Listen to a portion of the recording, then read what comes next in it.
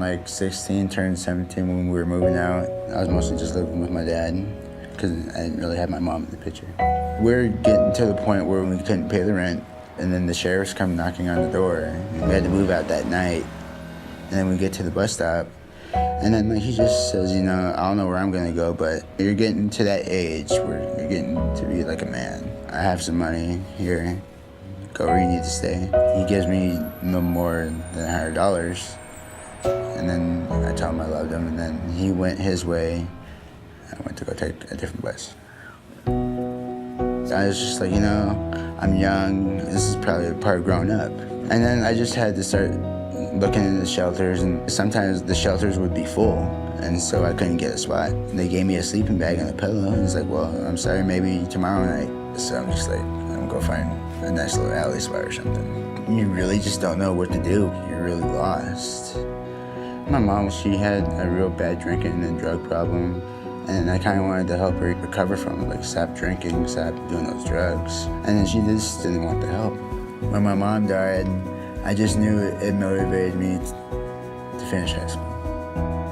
So our mission is to work with at-risk youth who are at risk of dropping out for many, many, many reasons.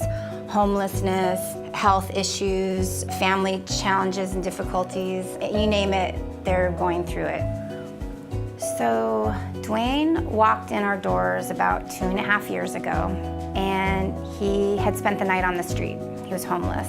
He had been living on the streets for a little over 2 years and hadn't been in school for probably that long.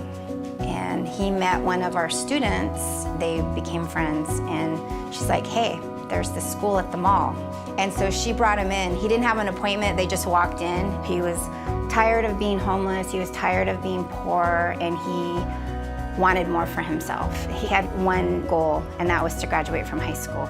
And that's when it started. He just walked in off the street. So we accepted him into the school, and he immediately just took off. He was focused and dedicated, and he was the first kid here in the morning and the last kid to leave in the evening. This school is actually a great place, and I liked it ever since I walked in.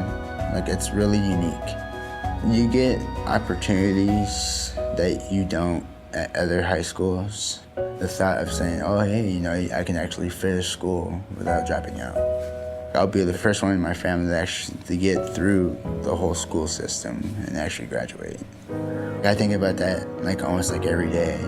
And so since he's been here, he's gotten a job, he's got a place to stay, and he's getting some scholarships, and he's gonna be going to college in the fall. Seeing these kids, they have so much to give and so much to offer, but that first step is getting them to graduation. And then the next step is, who knows? I just wanted to thank them for all their hard work they did, because they've seen what I've been through, what I've done, what I can accomplish. You know, thank you for all that. Yeah. Yeah.